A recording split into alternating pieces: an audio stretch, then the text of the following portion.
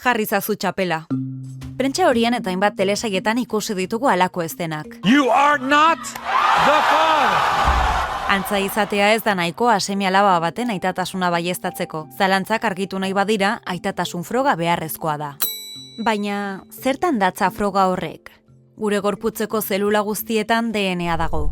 Bertan gordetzen da besteak beste gure begien kolorea, altuera eta inkluso gaixotasunen bat izan dugun edo izango dugun etorkizunean. Informazioaren erdia amarengandik jasotzen dugu eta beste erdia aitarengandik. DNA da informazio genetikoa gordetzen duen molekula. Gu deskribatzeko oinarrizkoa izan arren, gordetzen duen informazio genetikoaren 2% soilik deskodetu daiteke. Aitatasun froga deskodetu ezin daitekeen gainerako 1%an oinarritzen da.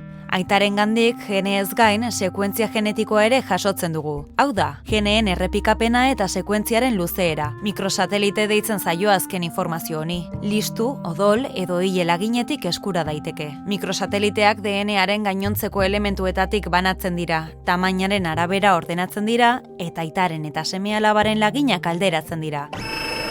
Bi erantzun posible daude. 100% fidagarritasunarekin aitatasuna baztertzea, edo aitatasuna ia frogatutzat jotzea 189,89ko fidagarritasunarekin. Ez dago zalantzarako lekurik. Horrenbestez, egoera ekidin nahi baduzu,